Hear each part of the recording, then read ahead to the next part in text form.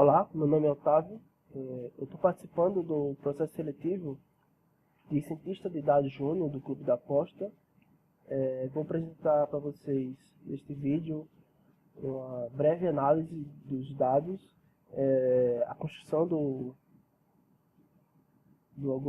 algoritmo de aprendizado de máquina e analisando os resultados utilizando algumas métricas. Inicialmente eu vou importar algumas bibliotecas que serão utilizadas, como NumPy, Pandas e Matplotlib. Essa parte aqui é uma função especial do Jupyter, no qual os gráficos eles vão estar juntos com os códigos, então ele vai estar junto aqui no notebook. Vou utilizar aqui do sklearn o label encode, que é uma função no qual ele vai transformar variáveis categóricas em variáveis numéricas. Vou utilizar o modelo suporte Victor Martini do sklearn, o classificatório, no qual ele funciona muito bem quando você tem multiclasses, ou seja, tem mais de dois targets, que é no nosso exemplo aqui. Nós, no caso aqui, temos 3 targets, onde será, se o resultado foi o mandante, que saiu vitorioso, se foi o clube visitante, ou se aconteceu um empate. Como métrica, vou usar o F-score.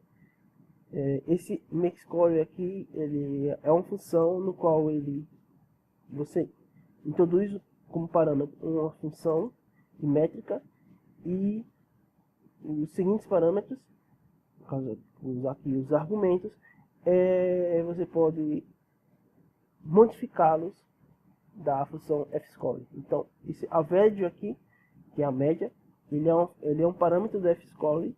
No entanto, o default dele é binário. Como o nosso caso não é um classificador binário, você tem que modificar essa média aqui para uma média em que ele leve em conta multiclasses. E esse carinha aqui, ele é muito bom, porque além de levar em conta que é um classificador de multiclasses, ele também leva em conta os dados desbalanceados. Então ele vai tirar uma média a partir do peso do peso de cada classificador. Por que eu estou mencionando isso? Porque eu de antemão já tinha visto que os dados não estão balanceados. Aqui eu estou fazendo então a leitura da base de dados. Seguindo aqui eu estou seguindo a sugestão lá na planilha de instruções. Sugere que ordene as colunas nesta ordem. Então foi o que eu fiz. Então aqui eu subscrevo o data frame, no qual estou seguindo essa lista, que é a ordem de coluna, do ponto de vista que o meu data frame agora vai seguir essa ordem e não mais como a ordem alfabética. Do ponto de vista, para facilitar o entendimento das análises, eu vou substituir o nosso target em português e que seja um nome entendível e não uma letra. Então esse FR aqui, esse é um dicionário no qual vai estar atrelado a essa função aqui do Pandas, onde eu vou sobrescrever a coluna final result, que é o nosso target. Vou sobrescrever no ponto de vista em que utilizarei essa função lambda, que é uma função anônima, que ela vai percorrer todas as linhas do meu data frame, no qual onde tiver H vai substituir por mandante, onde tiver D vai substituir por empate, onde tiver A vai substituir por visitante. E aí em seguida eu peço para que ele apresente as 5 primeiras linhas do meu data frame. E aqui você vê que foi substituído. Aqui nessa célula eu estou apresentando então a porcentagem de cada target.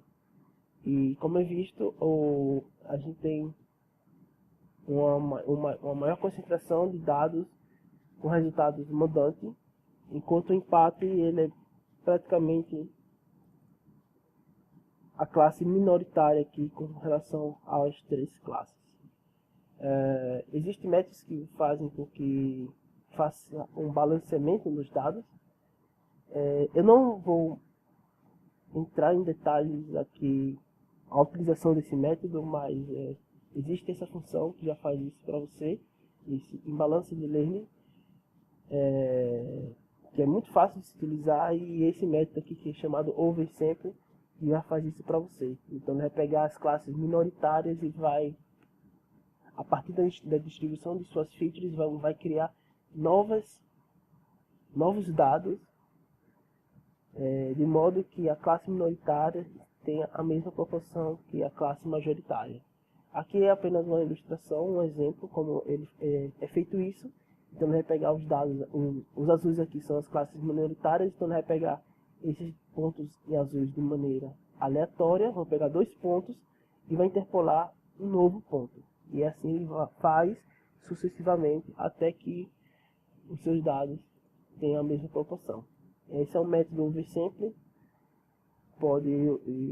É basicamente utilizando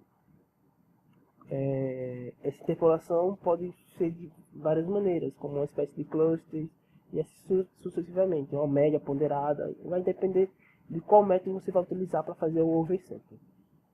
Se você quer mais de que 2 pontos, 3 ou 4, aí vai a critério aí quando você for construir esse modelo de oversample. Não vou utilizar, como eu mencionei, mas só mencionando que existe esse procedimento. Em seguida, então, vou criar um label code com o nome dos clubes. E aqui eu estou usando a função set do próprio Python, que é interessante do ponto de vista que ela pega os nomes que são repetitivos e elimina. No qual aqui eu vou ter o name club com apenas nomes únicos da coluna nomes, nome dos clubes que participaram como mandantes. Em seguida, faço um update com o nome dos clubes que jogaram como visitantes, porque eu notei que tinham clubes que participaram apenas como mandantes e tinham clubes que apenas participaram como visitantes. Então eu faço esse update para em seguida criar esse label code. Criando o label code e fazendo o fit aqui do name club, não vale mencionar que tem que construir uma lista, né? O que eu sei que não é uma lista, é uma espécie de um outro ordenamento do Python. Eu transformo então numa lista e em seguida eu subscrevo essas features home name e away name, aplicando. Então aqui é uma função lambda, no qual ele vai fazer essa transformação aqui do label code. Em seguida, eu vou converter a feature time, que ela está no formato Unix. Eu vou converter esse formato e apenas vou coletar o ano, o mês, o dia da semana e a hora em que cada partida ocorreu. Para isso eu vou usar a função de time, e aqui é apenas uma ilustração de como funciona essa de time. Então você pega aqui um tempo em formato Unix, aplica nessa função de time e ela nos retorna todas essas informações. Vale aqui eu mencionar que o dia da semana corresponde a esse termo wday, que é uma variável cíclica, ou seja, o 0 corresponde à segunda-feira, 1 à terça-feira, 2 à quarta-feira e assim sucessivamente. Eu escolhi essa variável aqui em vez do dia da semana, porque esse dia da semana ele vai de 1 até 31 no máximo. E do ponto de vista de uma partida, não faz muito sentido eu distinguir duas quarta-feiras ou 2 segunda-feiras. Eu acho que isso não faz muito sentido. Você acaba criando mais informação e até pode induzir o seu modelo a ter um overfit. E não, a gente não quer isso. Então aqui estou criando essas 4 features: ano, mês, hora e dia. E vou excluir a feature time, que já não vai ser mais útil para a gente. Em seguida, então, vou construir um lambda code para os targets, seguindo o mesmo procedimento com o nome dos clubes, onde aqui o y aqui vai ser o nosso target, já com variáveis numéricas e não mais variáveis categóricas. E em seguida estou excluindo aqui as colunas home score e away score, porque não faz muito sentido. Se você quer prever o resultado da partida, você não terá o resultado, a pontuação de antemão. Então essas duas features não faz muito sentido que elas estejam aqui no seu modelo. Então a gente exclui essas duas features e também o nosso target. Também não faz nenhum sentido ele estar aqui.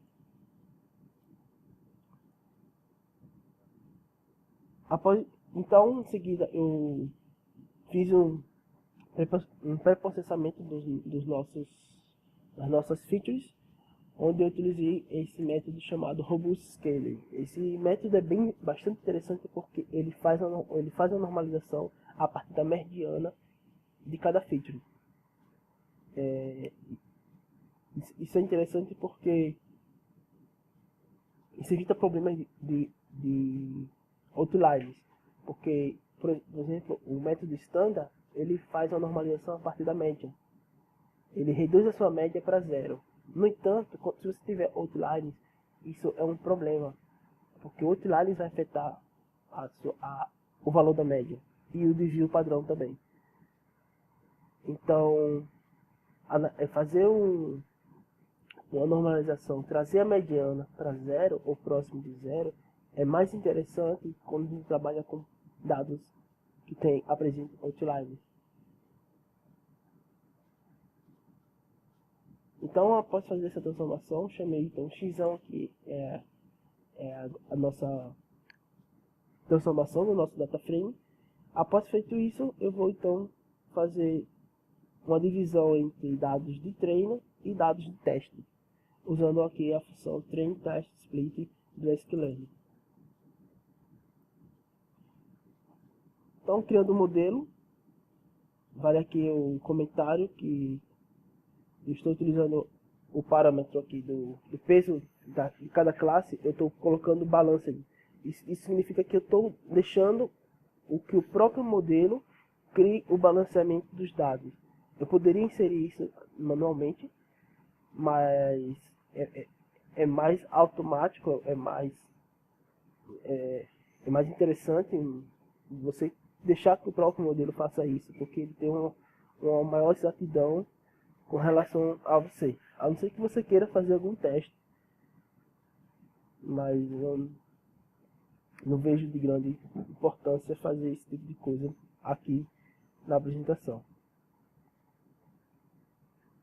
Então, o que vale sempre observar é o score dos dados de teste, porque os dados de teste são os dados em que o modelo preveu, mas ele nunca viu.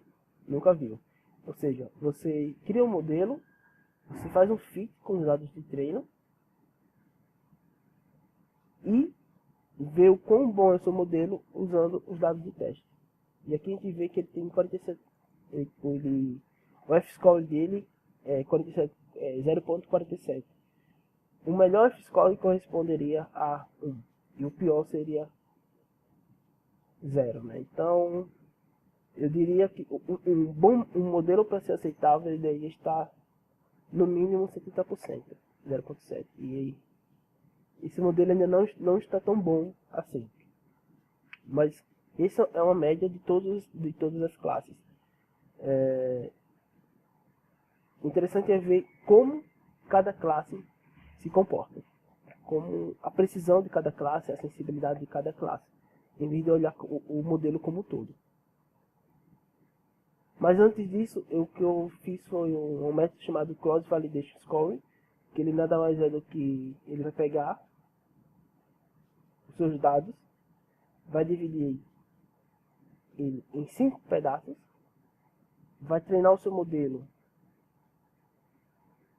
com 4 pedaços desses dados e vai fazer a previsão usando o score F1 score com o dado em que ele não, o conjunto de dados em que ele não foi treinado.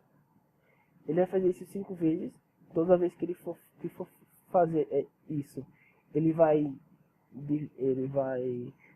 fazer o split dos dados de maneira aleatória.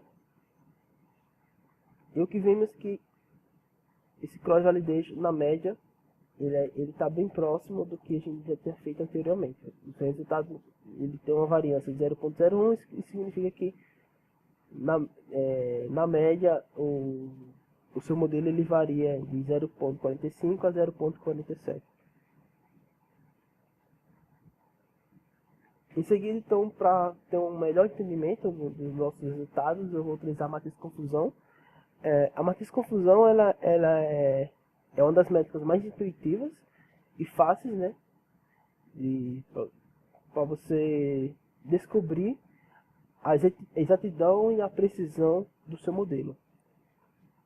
Ela só é usada em modelos de classificação. E o interessante é que ela não necessariamente precisa ser um classificador binário, pode ser um classificador de multiclasses, que é o nosso caso. E além disso, eu estou usando aqui um Classification Report, que ele vai apresentar tanto a precisão, a sensibilidade e o F-score de cada classe dos seus dados. Então essa função aqui, só resumindo ela é apenas ele vai fazer um plot da matriz de confusão de maneira que fique mais fácil de ter um entendimento. Em vez de você fizer um plot só de números, é só apenas uma maneira visual de se ver o resultado. Então novamente chamei o modelo, fiz o fit do modelo e previ o modelo a partir dos dados de testes. A partir das minhas previsões, eu chamo a função plot confuse matrix, que foi definida aqui acima, e passo para ele os dados, o target dos resultados reais e os resultados previstos. Abaixo então tem os resultados da precisão, de sensibilidade e o F-score, tanto do empate, mandante e visitante. Então, que vemos que o interessante de se observar aqui é o resultado da precisão do seu modelo, ou seja, o quanto seu modelo está acertando. Então, para empate, ele está acertando ali 31%. Mandante, ele está acertando 60% do total, né, de mandantes. E visitante, ele está acertando ali a metade, 50%. Então, a prever um resultado como empate, o modelo não é muito bom. Aparentemente, o mandante apresenta um resultado bem melhor comparado com os outros demais,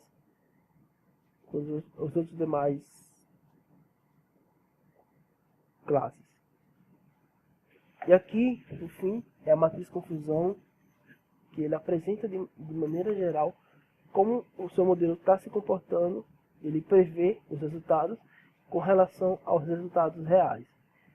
Então, na horizontal corresponde à previsão do seu modelo, e aqui na vertical corresponde à previsão ao valor real. Então, para o mandante, o modelo ele está prevendo 170, ele está acertando 170, ele está prevendo visitante 85 partidas, no entanto o resultado foi o mandante.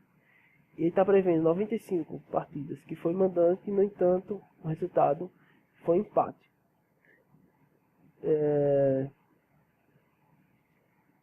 Já para mandante, ele prevê 265, ele acerta, enquanto ele erra 103, onde ele erra que é mandante, mas o resultado real é empate, e 74, que ele diz que é mandante, mas o resultado é visitante.